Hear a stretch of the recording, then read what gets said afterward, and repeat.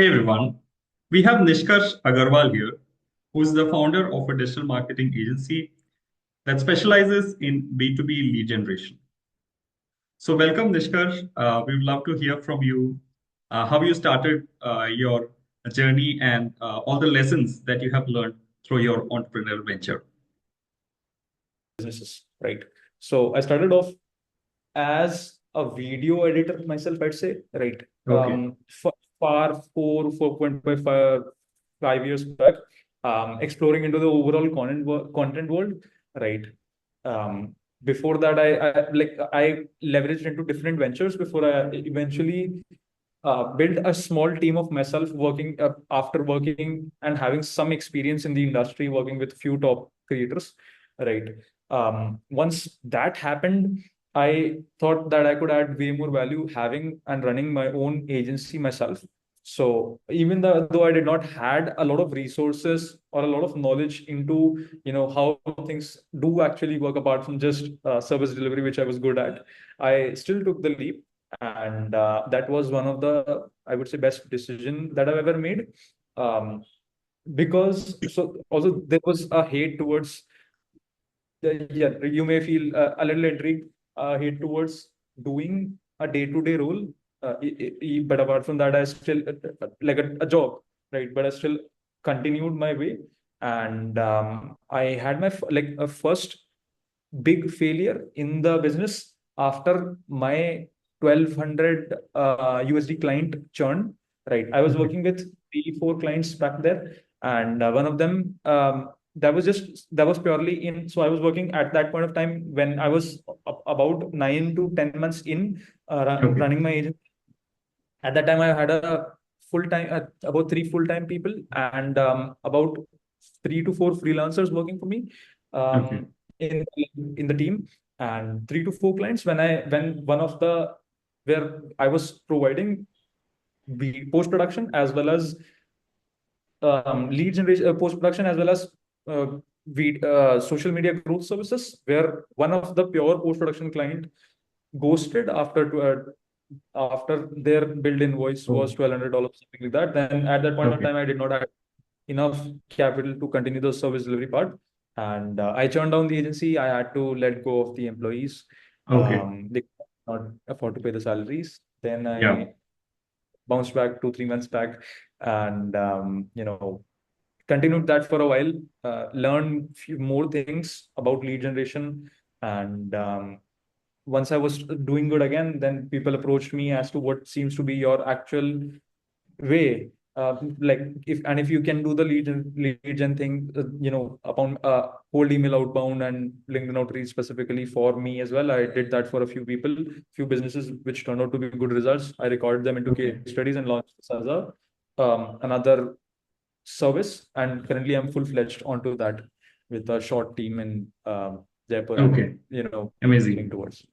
I think the first lesson that you taught was like do prepaid services as opposed to postpaid because you never know when the client is going to ghost on you. So I think that's really valuable. I heard that from another entrepreneur as well. Especially when you're beginning and you want to, earn your customer more than the money for the experience part. That's when all of this happens. And once you have the name, it's a lesser risk to have. Yeah, amazing. So you mentioned that you let go and you started bounce back again. I think that's really valuable a spirit of being an entrepreneur because you never know when your business is going to go down and go through a rough patch. And bouncing back is a quality that entrepreneurs should definitely have. So how did you think through and create a plan of action that helped you bounce back? Can you talk a little bit on that?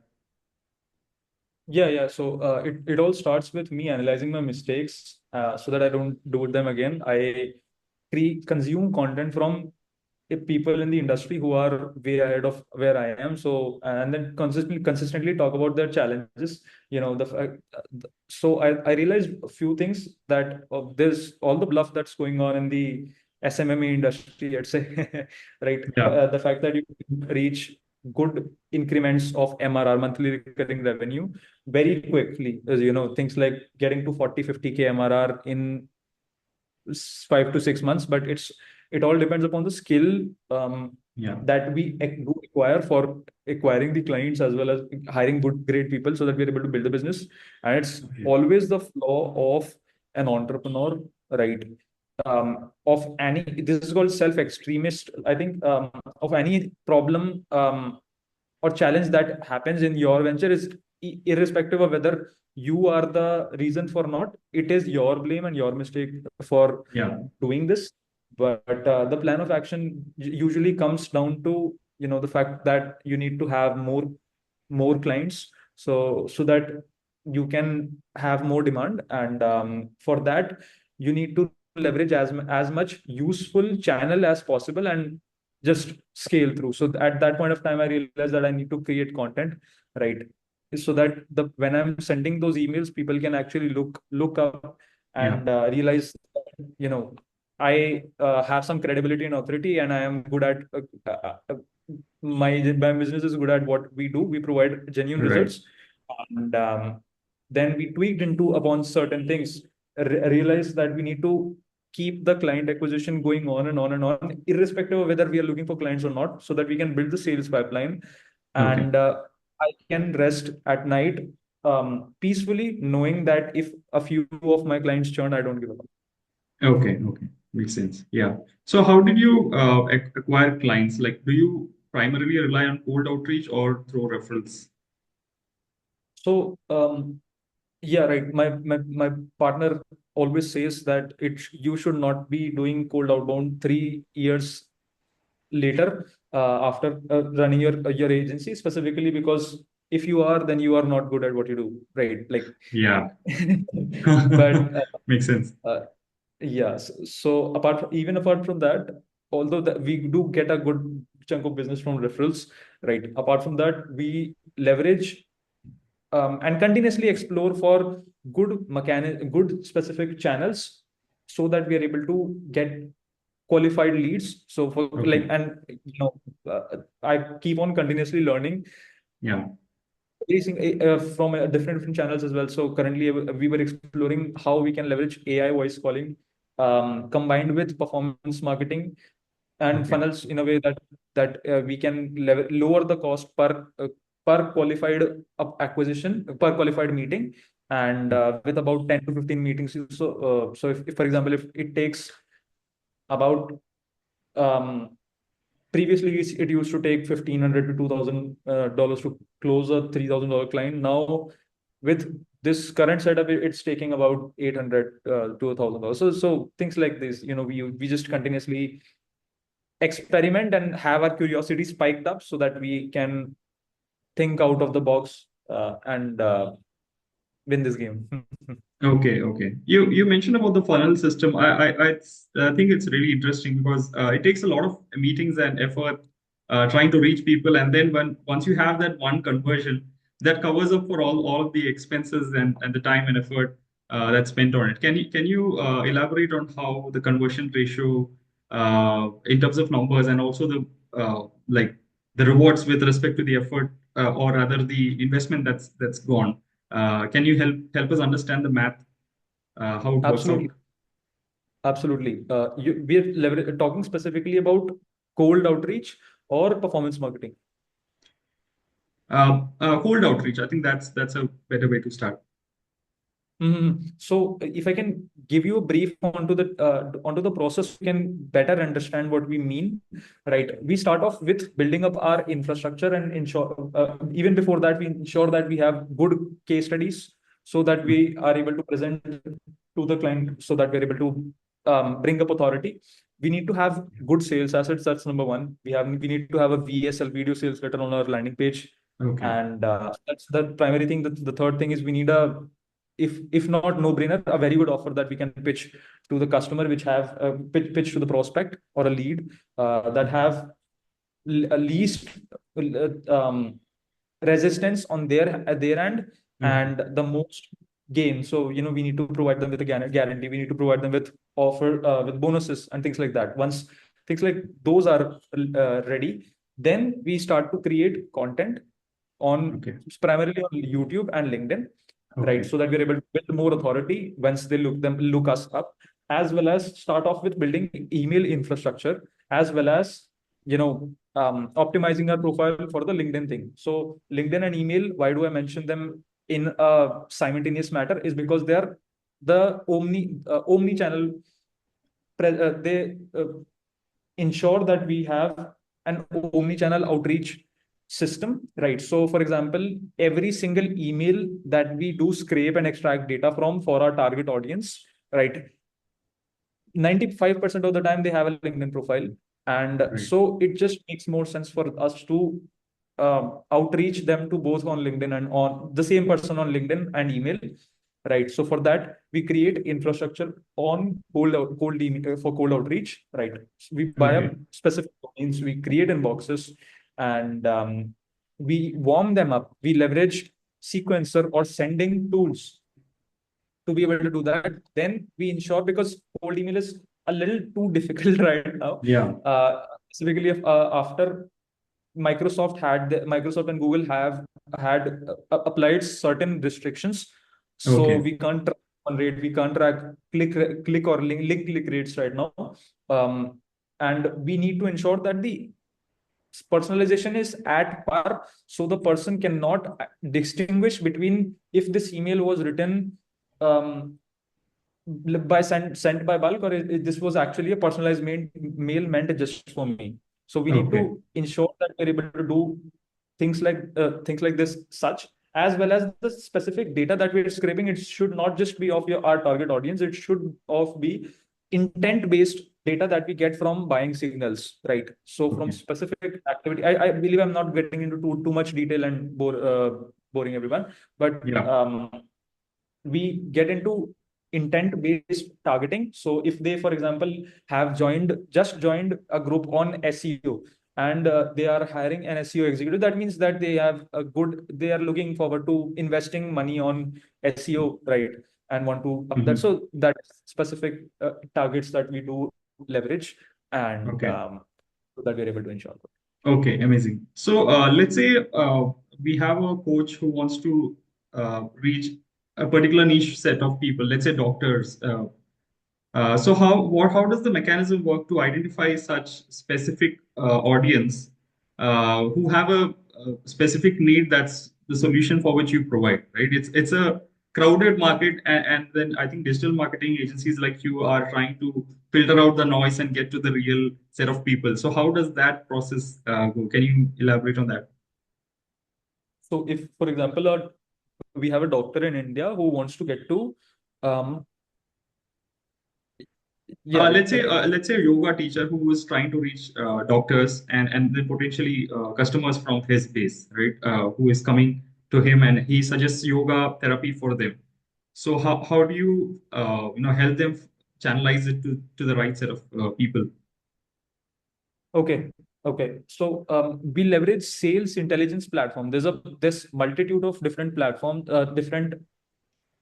that we leverage, right? So that we ensure. But if we are talking about local doctors in India, then probably scraping GMB is a very good thing, that Google My Business is a very good thing that we can Okay. leverage, as well as, if we are looking forward to certain, if, for example, hospitals or big doctors from hospitals, then we can use sales intelligence platforms which have of hospitals who have certain revenue done every single month, every single year, and Okay. things like that. Number of employee count that the hospital may have, through which we want a qualified doctor to be, and it really depends upon the offer which we want to tap into, and on the target audience which we want to attract.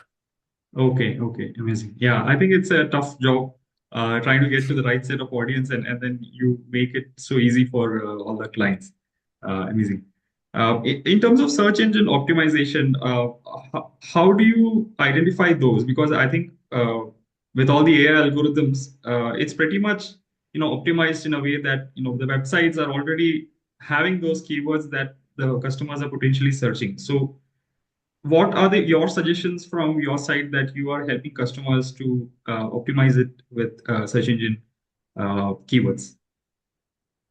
Okay, so are you specifically talking about SEO in a manner where it is like, because we don't do SEO ourselves, right? We Okay. tap into and we help people, maybe SEO agencies reach out to and have more clients. So Okay.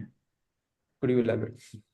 Okay, okay, got it. I think it's already a saturated market with SEO agencies all over the place. So yeah, I think that makes sense. There's no more opportunity for businesses to operate there because it's already with the AI, ChatGPT and such. So it's already optimized in a way that people can find out. So yeah, amazing. Hmm. Uh, and with the experience that you hold now, I think you have almost 4 years of digital marketing agency experience. Can you tell us like what are your most valuable lessons learned from some of the major mistakes that you've made, apart from the one that you mentioned in the beginning? Okay. Yeah. So, right. Specifically about that, there are plenty of things, but the only biggest lesson that I can share to the entire audience is the thing which the power to be able to, number one, attract the correct set of audience, Yeah, right? For anything, for your product, for your service, for your informational digital course. It could be anything, right? For your mhm, actual physical store which you need walk-ins for. If the power to attract the correct audience, yeah, nurture them, right? That's the second thing, which is basically what demand gen includes, right? So creating enough content, case studies, yeah, and ensuring that they're still relevant. And if they're not interested right now, they can come back to you 6 months down the line and still buy from yeah. you. Right. Making sure ensuring a newsletter is in place, or it depends upon business to business. But then the second thing is nurturing them, and the third Okay. is closing the sale. So if you can master these three elements, you can make as much money as possible. Like you can make Okay. $1 million, Yeah. right? Yeah. Right. So Amazing. yeah, there, this is the major. And always realize the fact that if you are in a situation where you do not want to be in a situation, for example, you're not getting enough clients, or you're not able to, you know, get more people, or the relevant people for your business, and it's being so difficult for you, or you may not be able to help convert, or any problem that is going on with you, it is specifically because of you. And it is your sole duty and ability to ensure that you improve, so that you can overcome those challenges and grow to the goals that you have set for yourself, right? Okay. So that is a major thing. And you need to have a curious mind. You need to always keep an out of the box thinking, always, and never let the mind die, irrespective of what you do. So, and Yeah. also realize the fact that all the answers that you are currently looking for aspiring entrepreneurs, for entrepreneurs who are currently, not is established a lot of things, right? And I am one of them as well. um, Yeah. all answers that you are looking forward to are within yourself. Just Okay. realize that you already know everything, and you just need to execute, which you are currently lacking, Yeah. um, so you can get to the heights that you've set for yourself. Amazing, amazing. Yeah, I think it's really inspirational whatever you said. Uh, Thanks for that. Nishkarsh, can you also tell us about your content strategy? I know you create content for other people. For your own business, how do you set the content strategy? Do you primarily rely on LinkedIn or some other platforms as well? And how frequently do you post content? So I've been currently trying my best to build the required systems. The way that I approach content right now for my business is the fact that I don't care about how many views, subscribers, or engagement Yeah. that I'm getting. I just post content for the sake of it, so that I am able to build enough authority and credibility when someone looks me up. Right? But I am currently in the process of recruiting people and building processes, right? So that I'm able to post one video every single day, right? Okay. 7 days a week on YouTube, Okay. and about two posts every single day on LinkedIn, right? Oh, Which is enough for us to be able to attract the audience. Now, the content strategy looks something like that. Is okay. for LinkedIn, I leverage about one minimum one lead magnet post. If the audience Okay. does not know what it is, um, you basically have some sort of a freebie or a giveaway, which is Mhm. massive value for the audience, and you give it away to them for free. You have some sort of an auto DM, or if not, you just go and DM them. And why do you DM them? Because they replied to a certain word in the comment section that you Yeah. want, and they connected with you and things like that. So it boosts your engagement. So minimum 1 to 2 lead magnets every single week, Okay. and ensuring that you have posts with a good hook, um, a carousel, minimum two carousel posts,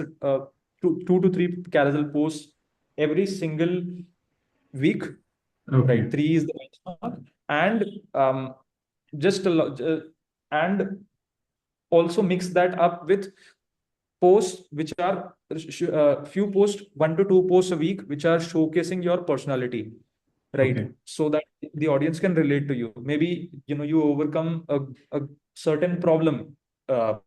You can post it onto LinkedIn. For example, you are not able to benchmark certain limit on in the gym in your deadlift, right? You can post that on into LinkedIn, even if it is Okay. completely irrelevant.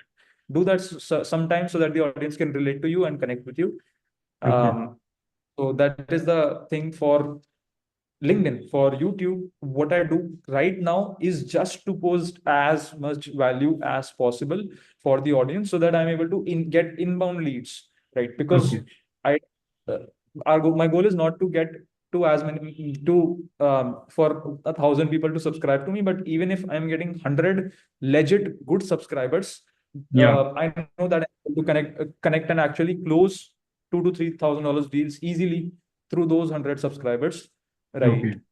Which I have done in the past, where one of my video, which had about 200 views, single video, about Oh, 84 subscribers, and I was able to close two clients worth $12,000 a month. So it's okay. just attracting the Yeah. Audience. right people. Yeah, yeah, Right, yeah. right. I am connected to one entrepreneur who is in YouTube growth for entrepreneurs. So he also mentioned the same thing, that it doesn't matter whether you have 1 million followers if you have only like 1 or 2 clients, right? So it's as good as having 100 subscribers and then having 5 paying clients. So I think that's really interesting and valuable for people who want to start off the YouTube journey and the business. I think YouTube, as you said, is a very good way of creating visibility and attracting the right set of audience. So I think that's really important for entrepreneurs to uh, strategize and then post content regularly. All right. Thanks a lot, Nishkarsh. It's been amazing talking to you and listening to you. A lot of valuable insights. I really appreciate your time. So, any advice that you have for budding entrepreneurs who are just starting off, maybe in the same niche that you are as a digital marketer? So, what is it that you would advise in terms of like the USP that they can create in an already crowded market like yours? So if someone if someone is just starting out in SMMA, for example, it might be it not it SMMA is just short term slang for social media marketing agency, or Yeah. basically any business overall, right? So any digital agency, if you're starting out, just ensure that your revenue, that your results that you are providing to the client are tied up with their revenue, right? That Okay. way you are valued way more, and you don't just charge based on the effort, but you can charge based on the value that you provide, right? Yeah. So that's number one. If someone's starting in lead generation space, specifically where in B2B lead generation, I would say um, go through, like in short, go through and build up, and this applies to everyone, at least two very good case studies. Work for Okay. clients, even if you have to work for clients for free, do that, Yeah. and do your entire best. If you want, if you have to work 16 hours days, day in day night for 90 days, do that, but just Okay. ensure that that two case studies is going to be the bare bone of your business, of your agency, and you can make easily go to 10K MRR through those two case studies alone, right? So that's Okay. the most important part. And once you scale, you have to, just acquire enough skills to hire and get clients so you can keep on scaling. But also work on your offer as much as possible. Ensure and always at all times think in terms of the eyes of the customer. Why would he not buy from you? And Yeah. list down every single of the reason and try to lessen the risk for him, yes, in terms Yeah. of any guarantee to provide, any pilot plan that you may be able to provide, you know Okay. um, any 7-day trial or whatever the best, so that they can lower the restriction, because they're working with someone who have less to no experience Yeah. um, as a B2B agency. So Amazing. that's Yeah. that's a very important point. And then yeah, it's just keep on learning, keep on innovating. Yeah, I really like the point that you mentioned that, think in the eyes of the customer, because as a customer, you always have a set of objections, and that's what you primarily address as any entrepreneur at any level. I think once you have that experience, it just gets better that okay, this is where the objection is, so I'm going to refine my offer to be able to adjust and then close a deal. So amazing point, and just experience speaks. I really, really appreciate that. Yeah, thank you, Nishkarsh. It's a really valuable time spent with you, and I really appreciate all the insights that you have offered. And looking forward to talk to you soon. Thanks a lot. Thanks a lot, Raghunath. Yeah, That was super, super valuable for me. And yeah, looking forward to the same. thank you, thank you.